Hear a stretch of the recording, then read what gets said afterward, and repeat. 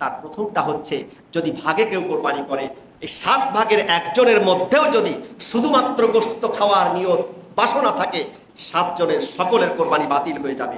জোরে বলুন নাউজুবিল্লাহ। কোরবানি দিতে হয় 6টি পশু, বাহিমাতুল আনআম বলা হয়েছে, গৃহপালিত পশু। জঙ্গল থেকে একটা হরিণ ধরে আনলেন, কোরবানি দিলেন, তা নয়, বরং বাহিমাতুল আনআমের মধ্যে উট, গরু, মহিষ আর ছাগল, দুম্বা, ভেড়া। উটের ব্যাপারে 5 বছর বয়স হতে হবে, গরুর এবং মহিষের ব্যাপারে 2 বছর বয়স হতে হবে। দুম্বা, ভেড়া, ছাগল, এই 3টার মধ্য থেকে দুম্বা এবং ভেড়া যদি হৃষ্টপুষ্ট হয় তাহলে 1 বছরের কম বয়স হলে হবে, আর ছাগলের ক্ষেত্রে 1 বছর হতে হবে। এরকম স্পষ্ট কিছু মাসআলা রয়েছে। যদি হাদিসে এসেছে, ইবনু মাজার মধ্যে, আবু দাউদ শরীফের হাদিসের মধ্যে আছে, যদি পশু রোগাক্রান্ত হয়, যদি পশু স্পষ্ট অন্ধ হয়, যদি পশু স্পষ্ট মানে কানে যদি না শোনে, যদি পশু কোরবানির স্থানে হেঁটে যেতে না পারে, এরকম অসুস্থ পশু দিয়ে কোরবানি হবে না। আমার জীবনের সমস্ত আমল এগুলো আল্লাহ পাকের সন্তুষ্টির নিমিত্তে হতে হবে, যেটা আল্লাহর কাছে খুবই পছন্দনীয়। ইয়ানি আইয়ামাল আশর ক্বালু ইয়া রাসূলুল্লাহ, সাহাবায়ে কেরাম বললেন, হে আল্লাহ রাসূল, ওয়ালাল জিহাদ ফি সাবিলিল্লাহ, আপনি যে আমলের কথা বলছেন, জেহাদ ফি সাবিলিল্লাহ, আল্লাহ পাকের পথে জেহাদ করার চাইতেও কি এই আমল অনেক পছন্দনীয় আল্লাহ পাকের কাছে? নবী করিম সাল্লাল্লাহু আলাইহি সাল্লাম বললেন যে ওয়ালাল জিহাদ ফি সাবিলিল্লাহ, হ্যাঁ, জেহাদে যাওয়ার চাইতেও পছন্দনীয় আমল এই 10 দিনের। তবে ইল্লা রাজুলুন খরাজা বিনাফসিহি ওয়া মালিহি ফালাম ইয়ারজিউ মিন শাইইন, যে ব্যক্তি আল্লাহ পাকের পথে জেহাদের জন্য বেরিয়ে গেল জীবন নিয়ে, সম্পদ নিয়ে, এবং তার কোনো কিছুই সে ফিরে আসেনি, জীবনটাও ফিরে পায়নি, সম্পদও ফিরে আসেনি, সম্পূর্ণ আল্লাহ পাকের পথে সম্পদ এবং জীবন উৎসর্গ করেছে, সে ব্যক্তি ব্যতীত সবচেয়ে নেক আমল এই মাসে আল্লাহ পাক বেশি পছন্দ করেন। জোরে বলুন সুবহানাল্লাহ। পবিত্র কোরআনের একটি সূরা আল্লাহ পাক সূরাতুল ফাজর নামে একটি সূরা অবতীর্ণ করেছেন 30তম পারায়। এই সূরার প্রথমে আল্লাহ রাব্বুল আলামিন 5টি জিনিসের শপথ করেছেন। আল্লাহ তাআলার ক্ষেত্রে শপথ করা, কসম করা কোনো প্রয়োজন নেই, কিন্তু যত জায়গায় তিনি কসম করেছেন, শপথ করেছেন, ওয়াও দিয়ে শপথ করেছেন, সেই শপথগুলো পরবর্তী জিনিসটির গুরুত্ব বোঝানোর জন্য করেছেন। জোরে বলুন সুবহানাল্লাহ। তিনি বলেছেন ওয়াল ফাজরি ওয়া লায়ালিন আশরি ওয়াশ শাফঈ ওয়াল ওয়াতরি ওয়াল লাইলি ইযা ইয়াস হাল ফি যালিকা কাসামুল লিযি হিজর। প্রভাতের শপথ করেছেন, ফজর যখন সূর্যোদয় হয় তার আগে যে মুহূর্তটি থাকে।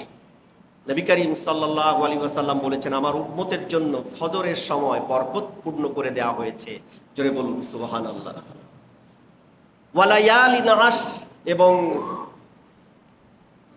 10টি রাতের শপথ করেছেন। এই ওয়া লায়ালিন আশরের ব্যাখ্যায় হাদিসের মধ্যে এসেছে, সেই 10টি রাত হচ্ছে এই জিলহজ মাসের প্রথম দশক, রমাদানুল মুবারকের শেষ দশক এবং জিলহজের প্রথম দশক গুরুত্বপূর্ণ দশক। কারণ রমাদানুল মুবারকের শেষ দশকে রয়েছে লাইলাতুল কদর, আর এই জিলহজ মাসের প্রথম দশক রয়েছে কোরবানি।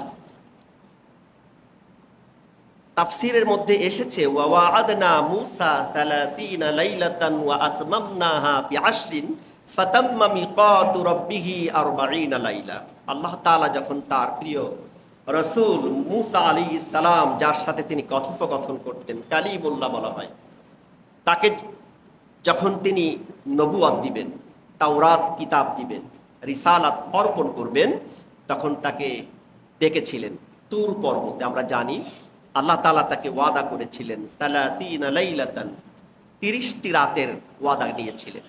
30 দিন তিনি রোজা রাখবেন এবং 30 রাত ইবাদত করবেন, এরপরে তাকে এটা দেওয়া হবে।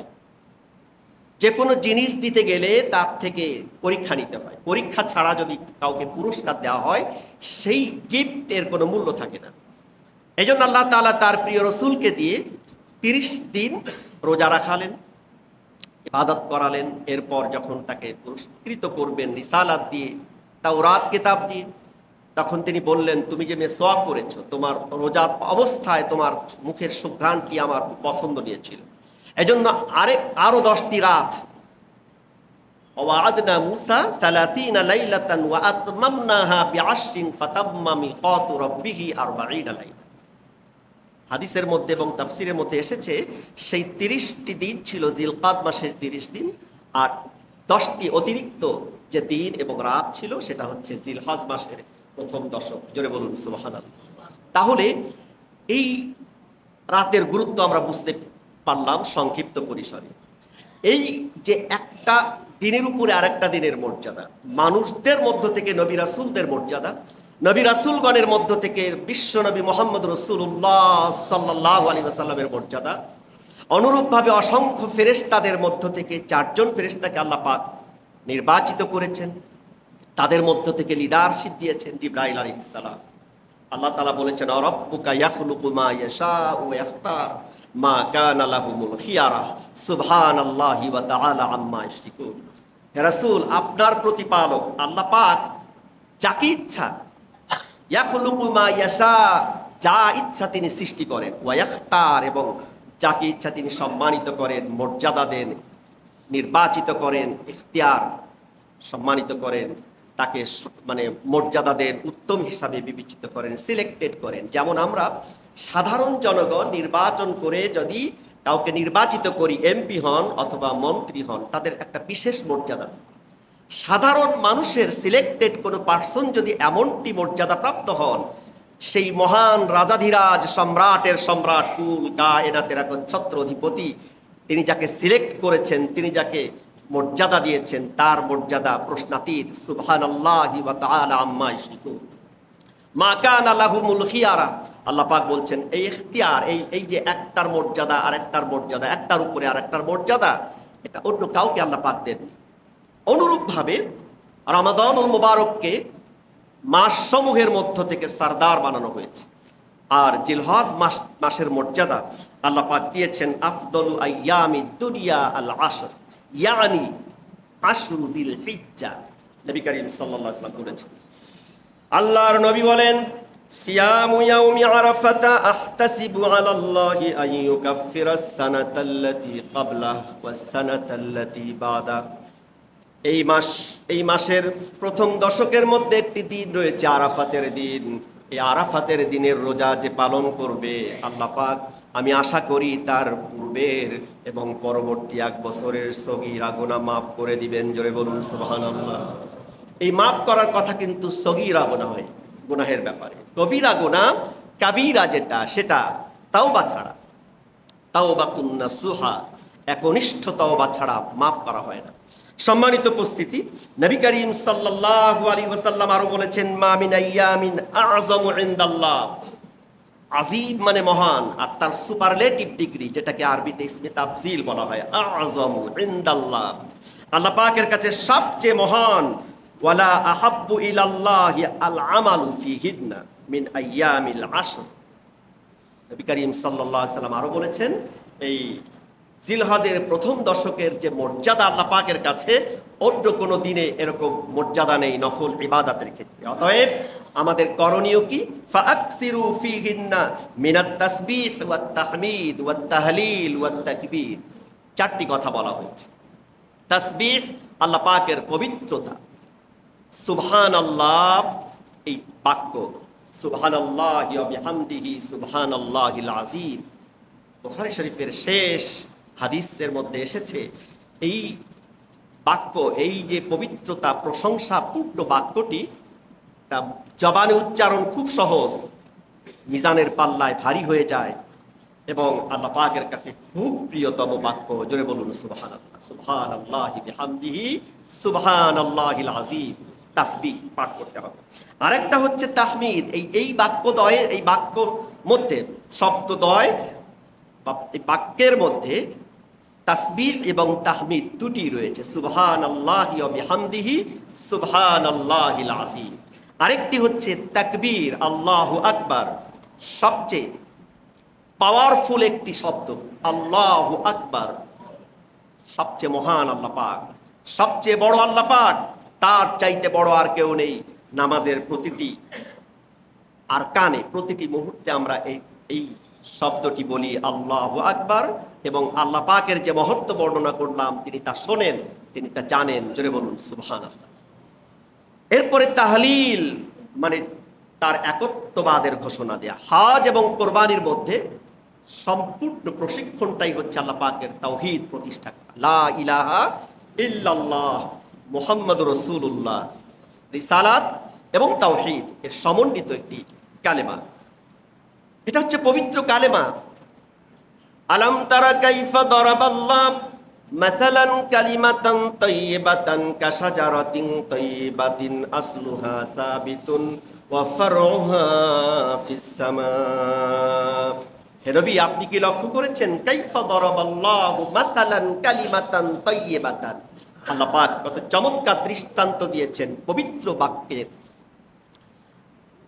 মাসালান কালিমাতান তাইয়্যিবাতান কাশাজারাতিন তাইয়্যিবাতিন আসলুহা সাবিতুন, এমন একটি গাছ, এমন একটি বৃক্ষ যার কাণ্ড, যার মূল সপ্তম জমিনের নিচে, এমন তার কাণ্ড যে কাণ্ড, যে মূল উপড়ে ফেলার সাধ্য পৃথিবীতে কারণেই কিয়ামত পর্যন্ত কারো হবে না। জোরে বলুন সুবহানাল্লাহ। এবং তার শাখা প্রশাখা আসমান ব্যাপী পরিব্যাপ্ত হয়ে আছে। জোরে বলুন সুবহানাল্লাহ। সম্মানিত উপস্থিতি, আমরা এতক্ষণ এই 10টি দিনের ফজিলত শুনলাম। আল্লাহ পাক কোরআনে কারীমের সূরাতুল বাকারার মধ্যে বলেছেন আযকুরুল্লাহা ফি আইয়ামিম মা'দুদাত, এই নির্ধারিত এই দিনগুলোতে আল্লাহ পাকের স্মরণ করতে হবে, আল্লাহ পাককে বেশি বেশি স্মরণ করতে হবে। এই স্মরণের অর্থ হচ্ছে জীবনের প্রতিটি ক্ষেত্রে, প্রতিটি জীবন পথের প্রতিটি বাঁকে বাঁকে আল্লাহ পাক আমাকে দেখছেন, তিনি সব কিছু অবজার্ভ করছেন, পর্যবেক্ষণ করছেন। এই ফিলিংসকে জাগ্রত করে সকল প্রকার অশ্লীলতা, সকল প্রকার অন্যায় অরাজকতা, সকল প্রকার পাপাচার থেকে, সকল প্রকার অত্যাচার থেকে, সকল প্রকার জুলুম থেকে, সকল প্রকার গুনাহ থেকে নিজেকে হেফাজত রাখার নামই হচ্ছে আল্লাহ পাকের স্মরণ। জোরে বলুন সুবহানাল্লাহ। সম্মানিত উপস্থিতি, এই সময়ে হাজী সাহেবরা ব্যস্ত থাকেন হজ্জের কাজে। যারা সেখানে যেতে পারেননি তারা কি মাহরুম হবেন? নবী করিম সাল্লাল্লাহু আলাইহি ওয়াসাল্লাম বলেছেন, না। মান সাল্লাল গাদাতা ফি জামাআতিন সুম্মা ক্বাআদা ইয়াযকুরুল্লাহ, যে ব্যক্তি সকালের ফজরের নামাজ জামাতের সাথে পড়বে, অতঃপর বসে থাকবে হাত্তা তাতুলুআশ শামসা, যতক্ষণ সূর্য উদিত না হবে, পূর্ণ উদিত হওয়ার পর সাল্লা রাকাতাইন কানাত লাহু কাআজরিন হাজ্জাতিন ওয়া উমরাতিন তাম্মাতিন তাম্মা। নবী করিম সাল্লাল্লাহু আলাইহি ওয়াসাল্লাম বলেছেন, তিরমিজি শরীফের হাদিস, সহিহ বর্ণনা এসেছে, যে ব্যক্তি ফজরের নামাজ জামাতের সাথে আদায় করে সূর্যোদয় পর্যন্ত অপেক্ষা করবে, এরপর 2 রাকাত ইশরাকের নিয়তে নামাজ পড়বে, আল্লাহ রাব্বুল আলামিন তার আমলনামায় পূর্ণ হজ এবং ওমরার তাম্মাতান বলা হয়েছে, পরিপূর্ণ হজ এবং ওমরার, কবুল হজ এবং ওমরার সওয়াব আমলনামায় লিখে দেবেন। জোরে বলুন।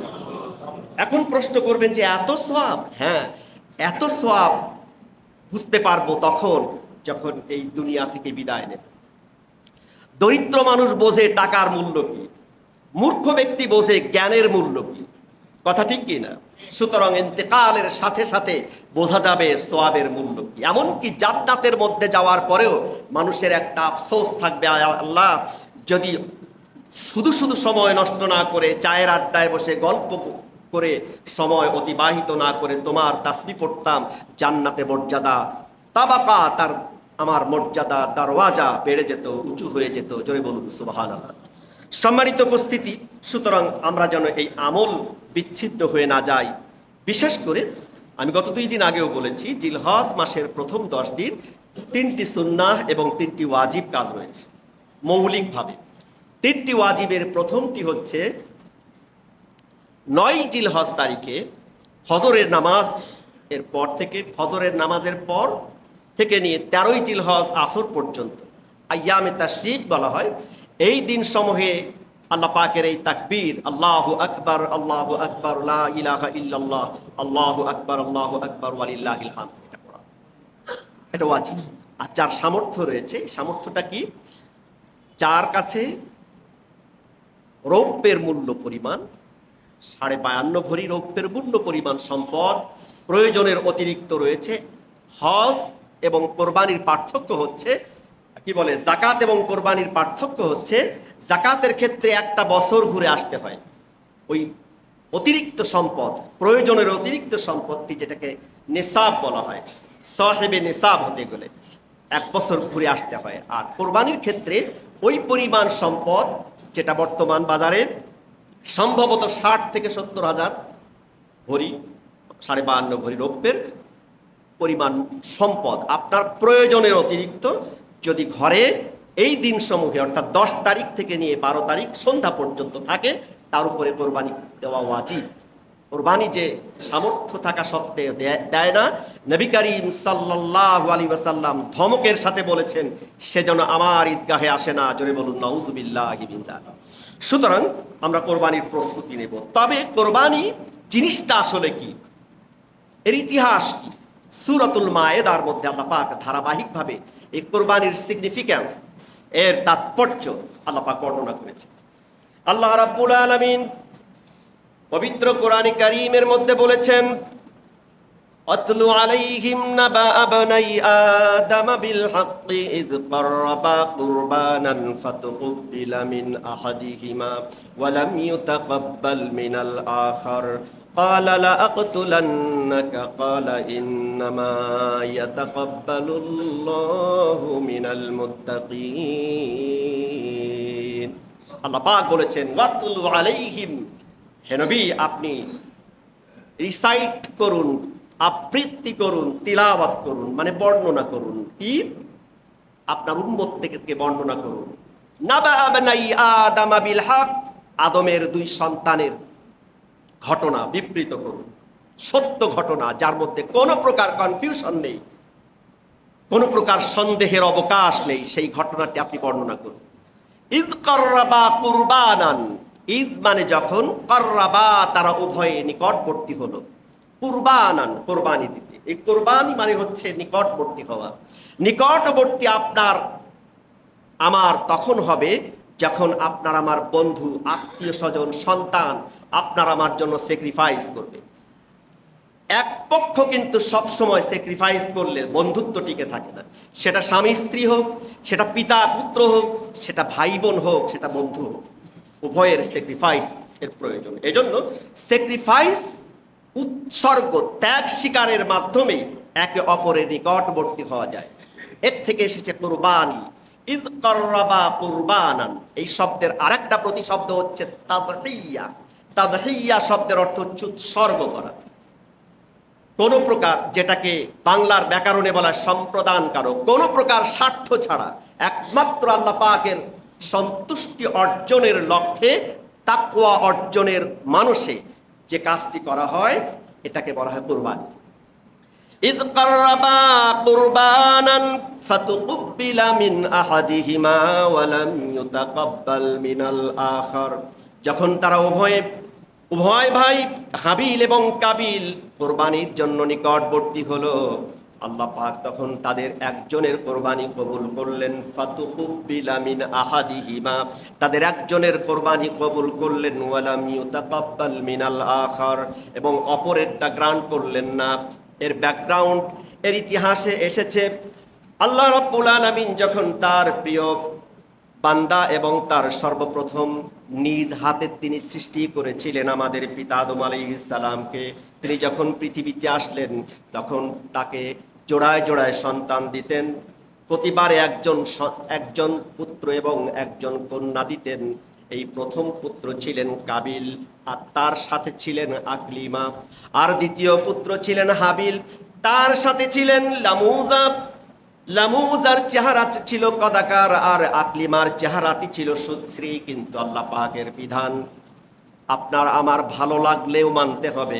যদি আপনার আমার মনের মধ্যে যদি আমরা মেনে না নিতে পারি, তাহলে কিন্তু ঈমান থাকবে না। কারণ আল্লাহ রাব্বুল আলামিনের বিধানগুলো কোনো প্রকার কনফিউশন ছাড়া মেনে নিতে হবে। এই যে নারী নীতির ব্যাপারে অনেক দার্শনিক বলে পরিচয় দেন, তারা ইদানিং ঘুরিয়ে পেঁচিয়ে বলা শুরু করেছেন যে আলেমরা বানিয়ে বানিয়ে সমস্ত করেছে, কোরআনের মধ্যে নেই।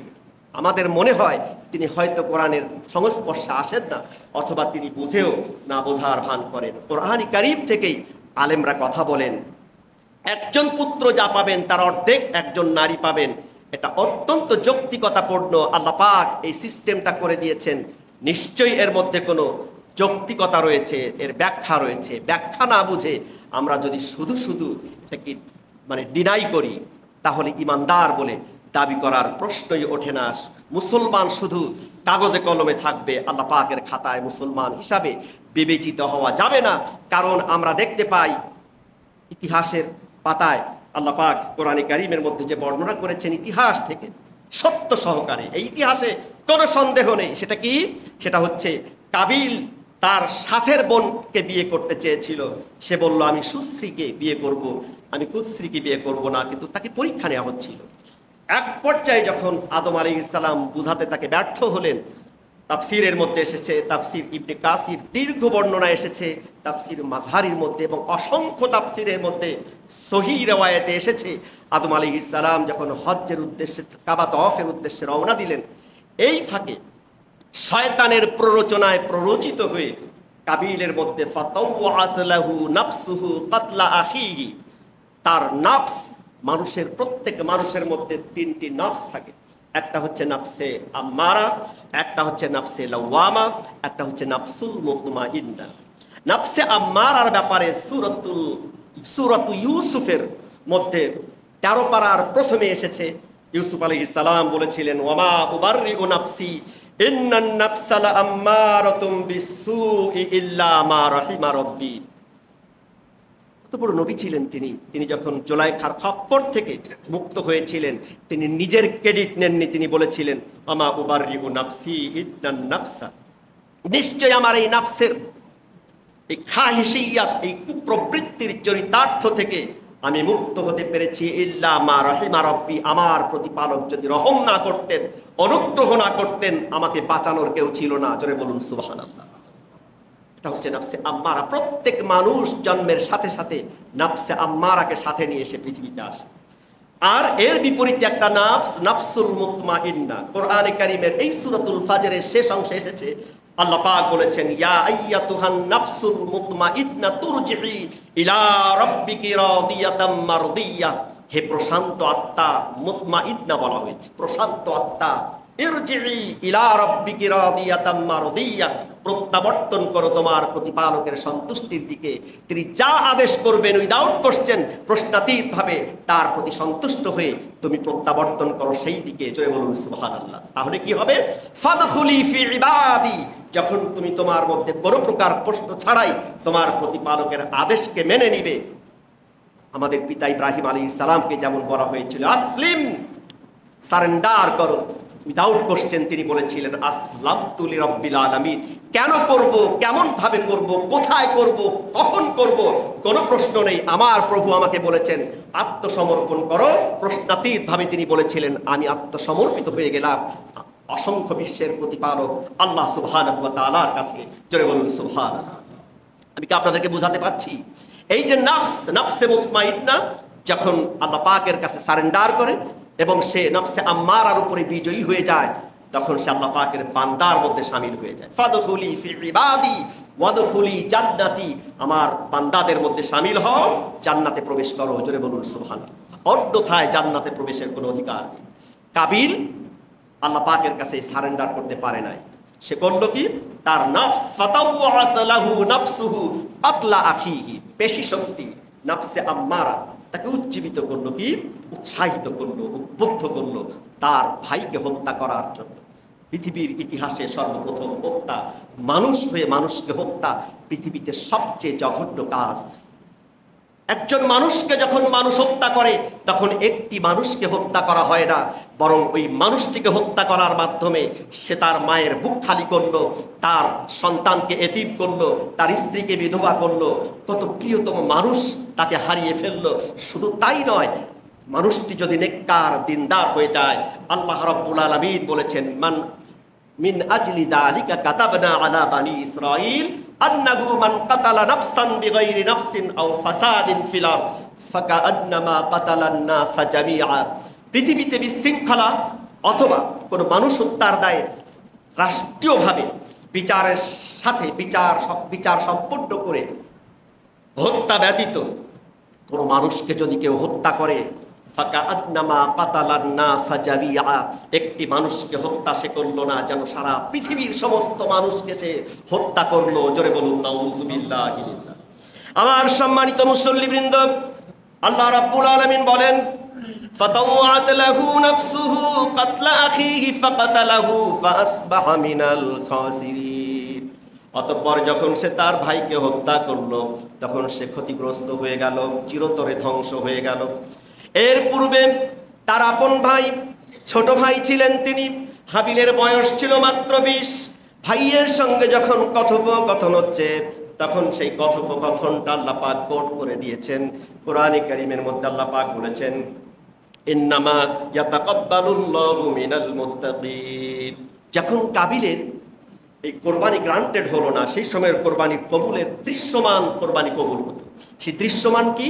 দৃশ্যমানটি ছিল, যিনি যে জিনিস নিয়ে জীবন পরিচালনা করেন, সেই জিনিসের মধ্য থেকে কিছু অংশ পাহাড়ের পাদদেশে অথবা উপত্যকায় যে কোনো স্থানে রেখে আসতেন আল্লাহ পাকের সন্তুষ্টির নিমিত্তে। আর যেটা এখলাসপূর্ণ হালালভাবে ইনকাম থাকতো, অথবা তার তাকওয়া অর্জনের মানুষে আল্লাহ পাকের সন্তুষ্টির নিমিত্তে কাজটি করত, তার এই কোরবানি আল্লাহ পাক আকাশ থেকে সাদা একটি আগুন দিয়ে সেটাকে ভস্ম করে দিতেন। আর যার কোরবানির মধ্যে ভেজাল থাকতো, লৌকিকতা থাকতো, অথবা কোরবানির সম্পদ ত্রুটিযুক্ত থাকতো, তার সেটা তেমনভাবে পড়ে থাকতো এবং পৃথিবীতে সে অপমানিত হতো। কাবিল সে চাষাবাদ করত, কিছু শস্য নিয়ে, তত বেশি উচ্চমানের নয়, নিম্নমানের কিছু শস্য রাখলো। আর হাবিল পশুপালন করতেন, তার থেকে একটা হৃষ্টপুষ্ট পশু নিয়ে আল্লাহ পাকের সন্তুষ্টির নিমিত্তে পাহাড়ের উপরে রাখলেন এবং দৃশ্যমান দেখতে পেলেন, দুই ভাই দাঁড়িয়ে দেখতে পেলেন যে হাবিলের কোরবানি কবুল করা হয়েছে। তখন তিনি অত্যন্ত বিনয়ের সাথে বললেন, ইন্নামা ইয়াতাকাব্বালুল্লাহু মিনাল মুত্তাকিন, নিশ্চয় আল্লাহ তাআলা সমস্ত ইবাদত কেবল মুত্তাকিদের থেকে কবুল করেন। জোরে বলুন সুবহানাল্লাহ। সম্মানিত মুসল্লিবৃন্দ, হযরত আব্দুল্লাহ ইবনে মাসউদ রাদিয়াল্লাহু তাআলা আনহু জীবন সায়ান্নে সে কেঁদে কেঁদে বলতেছিলেন, আমার সামনে যদি পৃথিবী পূর্ণ স্বর্ণ রাখা হয়, পৃথিবী পূর্ণ স্বর্ণালঙ্কার রেখে পৃথিবী ভর্তি সম্পদ যদি আমাকে দেয়া হয়, আর একদিকে যদি আমি শুনতে পাই রব্বুল আলামিন আমার একটি সেজদা কবুল করেছেন, একটা আমল কবুল করেছেন, এই পৃথিবী ভর্তি সম্পদের চাইতে আমার ওই একটা কথাই সবচেয়ে প্রিয়। জোরে বলুন সুবহানাল্লাহ। হযরতে আব্দুল্লাহ ইবনে আমের রাদিয়াল্লাহু তাআলা তিনি কাঁদতেছিলেন, জীবনের শেষ প্রান্তে সে বাচ্চা শিশুর মতো করে কাঁদতেছিলেন। তার পরিবারের লোকেরা, তার বন্ধুরা, বন্ধু বান্ধব জিজ্ঞাসা করতেছিলেন, আপনি তো অনেক ইবাদত করেছেন, জীবনের শেষ মুহূর্তে এত কান্নার কারণ কি? তিনি তখন বলতেছিলেন যে আমি জানি না এই অসংখ্য ইবাদতের মধ্যে আল্লাহ পাক আমার কোন ইবাদত কবুল করেছেন কিনা।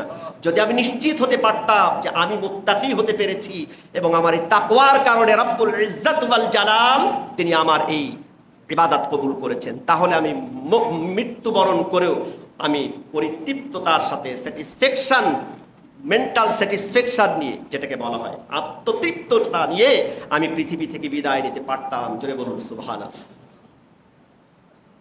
এরপর যখন কাবিল ঈর্ষণীয় হয়ে হিংসার বশবর্তী হয়ে রাগান্বিত হলো এবং তাকে মারতে উদ্যত হলো, কিন্তু সে জানে না আর একজনকে কিভাবে মারতে হয়।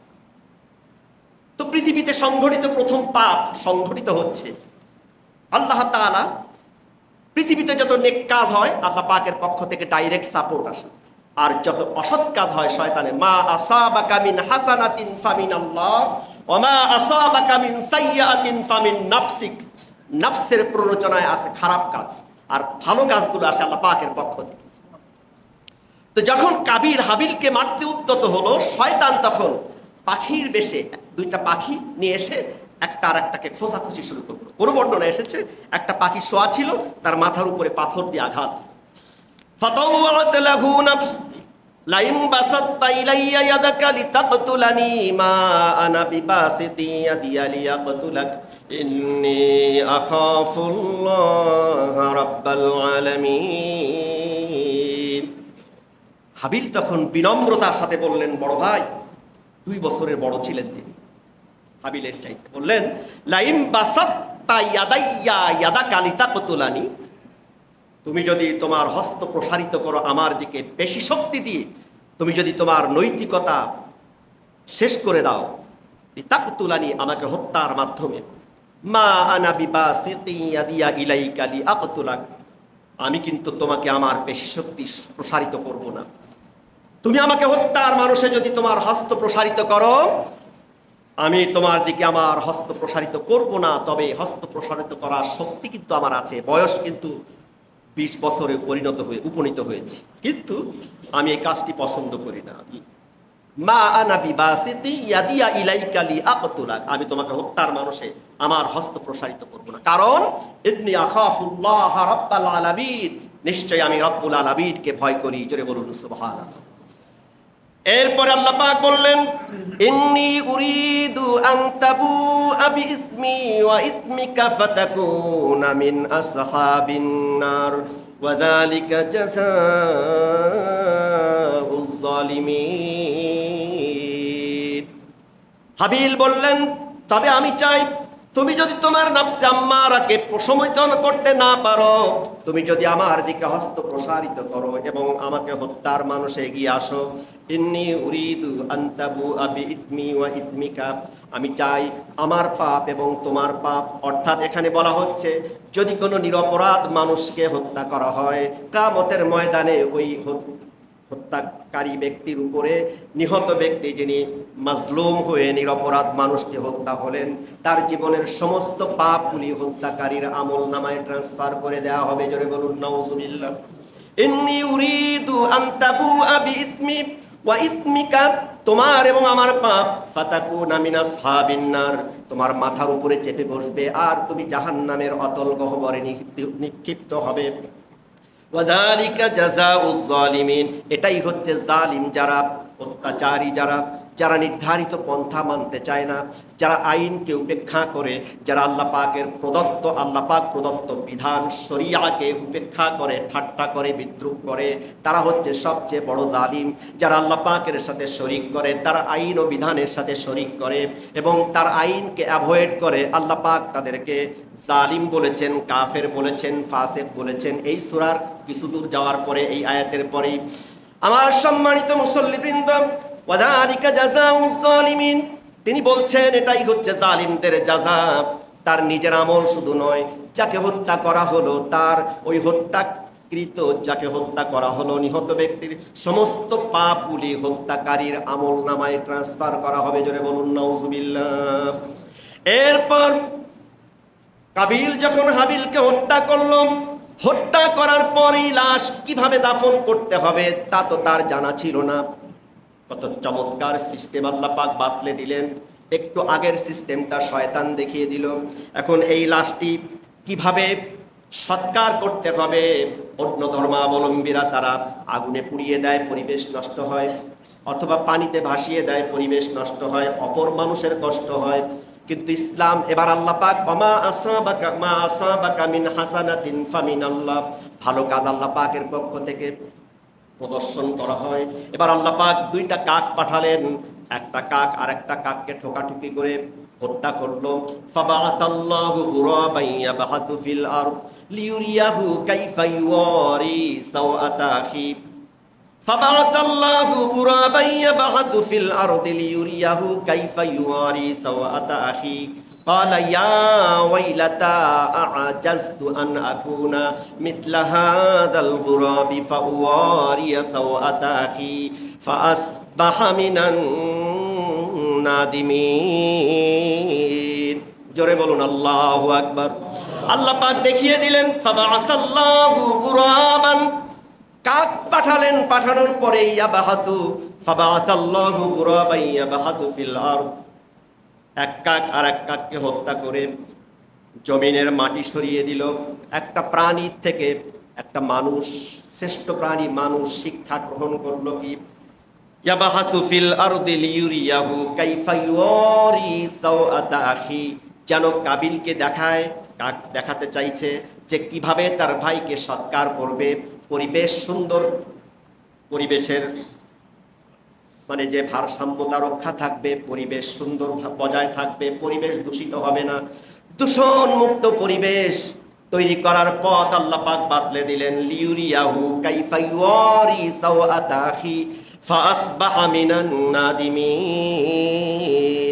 কাবিল তখন বলল, ইয়া ওয়াইলাতা আ'জাজতু আন আকুনা মিথলা হাদাল গুরাবি ফাওয়ারিয়া সাওআতা আখি। আফসোস, মানুষ হয়ে আমার শিক্ষা নিতে হলো ওই কাকের কাছ থেকে যে আমার ভাইটিকে কিভাবে সৎকার করব। তাফসীর ইবনে কাসিরের মধ্যে, মাজহারির মধ্যে, তাফসীরে কাবির, মাফাতিহুল গায়ব, তাফসীরে ইবনে কাসির, বিভিন্ন তাফসীরের মধ্যে ব্যাখ্যা করা হয়েছে তার ভাইটিকে হত্যা করার পর 40 দিন পর্যন্ত সে কাঁধে নিয়ে ঘুরেছে। কিভাবে এই লাশকে সৎকার করবে, কি করবে, অসহায় হয়ে ঘুরেছে, আফসোস করেছে। ফাসবাহা মিনান নাদিমিন, সে লজ্জা পেয়ে গেল। কিন্তু আফসোস, আজ আমরা দেখতে পাই অসংখ্য মানুষ হত্যা করার পরেও আমাদের মধ্যে এই লজ্জা আসে না, এই ভয় আসে না, এই স্বীকৃতি আসে না যে আমি অপরাধ করেছি। কথা ঠিক কিনা সম্মানিত মুসল্লিবৃন্দ? যখনই আমার মধ্যে এই ফিলিংস আসবে যে আমি অপরাধ করেছি, তিনটা জিনিস যদি আমার মধ্যে বিরাজমান থাকে, আল্লাহ পাকের রাসূল বলেছেন, আল্লাহ পাক তার তওবার দরওয়াজা উন্মুক্ত করে রেখেছেন। আর যদি তিনটার কোনো একটা বন্ধ হয়ে যায়, তওবার দরজা চিরতরে বন্ধ হয়ে যায়। জোরে বলুন নাউজুবিল্লাহ। তার নাম্বার 1 হচ্ছে লোকটি অপরাধ করে, পিতামাতার সাথে অসদাচরণ করে না, পিতামাতাকে শ্রদ্ধা করে, পিতামাতার কথার খেলাপ করে না। নাম্বার 2, সমাজের আলেম যারা জ্ঞানী মানুষ তাদেরকে শ্রদ্ধা করে, সম্মান করে। নাম্বার 3, যে পাপ কাজটা করছে তার মধ্যে এই ফিলিংস যে আমি অপরাধ করেছি, এটা অপরাধ। এই অপরাধটিকে যে অপরাধ মনে করে তার তওবা করে ফিরে আসার সৌভাগ্য রয়েছে। পক্ষান্তরে অপরাধটিকে যদি অপরাধী মনে না করে, যদি মনে করে আমি নিট অ্যান্ড ক্লিন, আমার বিরুদ্ধে দোষারোপ করা হচ্ছে, তাহলে তার তওবা দরজা চিরতরে বন্ধ করে দেওয়া হয়। জোরে বলুন নাউজুবিল্লাহ। আল্লাহ পাক বলছেন যে এই সময় থেকে নিয়ে আমি চিরস্থায়ীভাবে মিন আজলি যালিক কাতাবনা আলা বানি ইসরাইল, বনি ইসরাইলদের থেকে এটা আমি করেছি কি, মান আহইয়ান নাস, মিন আজলি যালিক কাতাবনা আলা বানি ইসরাইল আন্নাহু মান কাতালা নাফসান বিগাইরি নাফসিন আও ফাসাদিন ফিল আরদ ফাকাআন্নামা কাতালান নাসা জামিআ। কোন একটা নিরপরাধী মানুষকে হত্যা করলে সে যেন সারা পৃথিবীর মানুষকে হত্যা করার পাপ তার কাঁধে বহন করে নিল। জোরে বলুন নাউজুবিল্লাহ। আমান আহইয়াহা ফাকাআন্নামা আহইয়ান নাসা জামিআ। একটা নির্দোষ নিরপরাধ মানুষকে যদি সাক্ষী দিয়ে বা সাপোর্ট করে, সহযোগিতা করে আপনি রক্ষা করেন, তাহলে আল্লাহ পাক বলেছে সে একজনকে রক্ষা করলো না, সারা পৃথিবীর মানুষকে জীবন ফিরিয়ে দেওয়ার সওয়াব তার আমলনামায় লেখা হবে। জোরে বলুন সুবহানাল্লাহ। আল্লাহ রাব্বুল আলামিন এরপর বলছেন, ইন্নামা জাযাউল লাযীনা ইউহারিবুনাল্লাহা ওয়া রাসূলাহু ওয়া ইয়াসআউনা ফিল আরদি ফাসাদান আন ইউকাত্তালু আও ইউসাল্লাবু আও তুকাত্তাআ আইদিহিম ওয়া আরজুলুহুম মিন খিলাফিন আও ইউনফাউ মিনাল আরদ যালিকা লাহুম খিজিয়ুন ফিদ দুনিয়া ওয়া লাহুম ফিল আখিরাতি আযাবুন আযীম। আল্লাহ পাক এবার বিধান করে দিলেন, যারা অন্যায়ভাবে পৃথিবীতে বিশৃঙ্খলা সৃষ্টি করবে, ডাকাতি করবে, অশান্ত পরিবেশ সৃষ্টি করবে, তাদের প্রতিদান কি? জাযাউল লাযীনা ইউহারিবুনাল্লাহা ওয়া রাসূলাহু, আল্লাহ এবং তার রাসূলের বিরুদ্ধে বিদ্রোহ করবে, যুদ্ধ করবে, তাদের আইনের বিরুদ্ধে, আল্লাহ পাক যে আইন দিয়েছেন তার বিরোধিতা করবে, অশান্ত করে তুলবে পৃথিবীতে। আও ফাসাদিন ফিল আরদ, আল্লাহ পাক বলেছেন ওয়াসাউনা ফিল আরদি ফাসাদান, যারা দুনিয়ার এই পৃথিবীতে শান্ত পরিবেশকে অশান্ত করবে, সন্ত্রাসী কার্যক্রমে লিপ্ত হবে, তাদেরকে প্রতিদান দিয়েছেন, তাদের উপযুক্ত শাস্তি নির্ধারণ করে দিয়েছেন। তাদেরকে রাষ্ট্রীয়ভাবে বিচারের মাধ্যমে হত্যা করতে হবে। আল্লাহ পাক বলেছেন রাষ্ট্রীয়ভাবে কোনো আইন হাতে তুলে নেওয়া যাবে না। আল্লাহ রাব্বুল আলামিন বলেন আইয়ুকাত্তালু আও ইউসাল্লাবু আও তুকাত্তা আইদিহিম, তাকে ফাঁসি দিতে হবে, শুলে চড়াতে হবে, হত্যা করতে হবে, অথবা আও তুকাত্তা আইদিহিম ওয়া আরজুলুহুম মিনাল আরদ, তার শাস্তি অনুযায়ী তাকে ডান হাত বাম পা অথবা বাম হাত ডান পা এভাবে কেটে দিতে হবে, অথবা আও ইউনফাউ মিনাল আরদ, তাকে দেশান্তর করে দিতে হবে, সমাজচ্যুত করতে হবে। যালিকা লাহুম খিজিয়ুম ফিদ দুনিয়া, এটা হচ্ছে দুনিয়ার অপমান শাস্তি, ওয়ালাহুম ফিল আখিরাতি আযাবুন আযীম, আখিরাতে রয়েছে আরো মারাত্মক শাস্তি। এই দুনিয়ার শাস্তির শুরু আছে, শেষ আছে, কিন্তু আখিরাতের শাস্তি একবার শুরু হলে তার কোনো শেষ হবে না। জোরে বলুন নাউযুবিল্লাহ। এরপরে আল্লাহ পাক বলছেন ইল্লাল্লাযীনা তাবু মিন ক্বাবলি আন তাকদিরু আলাইহিম, যদি এই নির্ধারিত শাস্তি তার উপরে আরোপ করার পূর্বে সে প্রকৃত তওবা করে ফিরে আসে, আল্লাহ পাক ক্ষমাশীল এবং দয়াশীল। জোরে বলুন সুবহানাল্লাহ। এই তওবার দুয়ার আল্লাহ পাক উন্মোচন করে রেখেছেন। তো বলতেছিলাম কোরবানির ব্যাপারে, কোরবানিটি সম্পূর্ণভাবে কোরবানির জন্তুর, কোরবানির পশুর রক্ত, গোশত, চামড়া কোনো কিছু আল্লাহ পাকের কাছে যায় না। আল্লাহ পাকের কাছে যায় লাইয়ানালাল্লাহা লুহুমুহা ওয়ালা দিমাউহা ওয়ালাকিন ইয়ানালুহু তাকওয়া মিনকুম কাযালিকা সাখখারাহা লাকুম লিতুকাব্বিরুল্লাহা আলা মা হাদাকুম ওয়া লাআল্লাকুম তাশকুরুন। লান দিয়ে আল্লাহ পাক স্পষ্ট করে দিয়েছেন লাইয়ানালাল্লাহা লুহুমুহা, কোরবানির জন্তুর এই গোশত, ওয়ালা দিমাউহা, তার রক্ত, ওয়ালাকিন ইয়ানালুহু তাকওয়া মিনকুম, রক্ত গোশত কিচ্ছু আল্লাহ পাকের কাছে যায় না। আল্লাহ পাকের কাছে যায় শুধু তাকওয়া। যে তাকওয়া নিয়ে আপনার আমার পিতা, মুসলিম মিল্লাতের পিতা ইব্রাহিম আলাইহিস সালাম, তিনি গুণাক্ষরেও জানতেন না তার সন্তান কোরবানি হবে না, বরং আল্লাহ পাক জানতেন যেটা আমি স্পষ্ট পরীক্ষা নিচ্ছি। নাহাদা লাহুয়াল বালাউল মুবিন ওয়া ফাদাইনাহু বিযিবহিন আযীম ওয়া তারাকনা আলাইহি ফিল আখিরিন। কত চমৎকার করে শিক্ষা আল্লাহ পাক আমাদের জন্য দিচ্ছেন। ইব্রাহিম আলাইহিস সালাম যখন গলায় ছুরি চালাচ্ছেন, সে মুহূর্তেও তিনি জানেন না যে আমার সন্তান কোরবানি হবেন না, কিন্তু আল্লাহ পাক জানেন, আল্লাহ পাকের ইলমে স্পষ্ট যে আমি শুধু পরীক্ষা করার জন্য তার ছুরির তলে তার কলিজার টুকরা সন্তানকে শুইয়ে দিয়েছি, যে তার কলিজার মধ্যে, তার অন্তরের মধ্যে, কলবের মধ্যে, তার অন্তঃকরণের মধ্যে আমার প্রতি ভালোবাসা বেশি না তার কলিজার টুকরা সন্তানের প্রতি ভালোবাসা বেশি। জোরে বলুন সুবহানাল্লাহ। আফাদাইনাহু বিযিবহিন আযীম, সন্তানের পরিবর্তে একটি জন্তু, মহান জন্তু আল্লাহ পাক ফেদা করে দিলেন, তাকে হাদিয়া দিয়ে দিলেন। ও তারাকনা আলাইহি ফিল আখিরিন, পরবর্তী জেনারেশনের জন্য সেটা ছেড়ে দিলেন যে এই জন্তু জবাহ করে যেন আমরা এর গোশত খেয়ে পরিতৃপ্ত হতে পারি। জোরে বলুন সুবহানাল্লাহ। এখন কোরবানির কিছু ছোট্ট কিছু মাসআলা জেনে আমরা শেষ করব। তার প্রথমটা হচ্ছে, যদি ভাগে কেউ কোরবানি করে, এই 7 ভাগের একজনের মধ্যেও যদি শুধুমাত্র গোশত খাওয়ার নিয়ত বাসনা থাকে, 7 জনের সকলের কোরবানি বাতিল হয়ে যাবে। জোরে বলুন নাউযুবিল্লাহ। কোরবানি দিতে হয় 6টি পশু, বাহিমাতুল আনআম বলা হয়েছে, গৃহপালিত পশু। জঙ্গল থেকে একটা হরিণ ধরে আনলেন, কোরবানি দিলেন, তা নয়, বরং বাহিমাতুল আনআমের মধ্যে উট, গরু, মহিষ আর ছাগল, দুম্বা, ভেড়া। উটের ব্যাপারে 5 বছর বয়স হতে হবে, গরুর এবং মহিষের ব্যাপারে 2 বছর বয়স হতে হবে। দুম্বা, ভেড়া, ছাগল, এই 3টার মধ্য থেকে দুম্বা এবং ভেড়া যদি হৃষ্টপুষ্ট হয় তাহলে 1 বছরের কম বয়স হলে হবে, আর ছাগলের ক্ষেত্রে 1 বছর হতে হবে। এরকম স্পষ্ট কিছু মাসআলা রয়েছে। যদি হাদিসে এসেছে, ইবনু মাজার মধ্যে, আবু দাউদ শরীফের হাদিসের মধ্যে আছে, যদি পশু রোগাক্রান্ত হয়, যদি পশু স্পষ্ট অন্ধ হয়, যদি পশু স্পষ্ট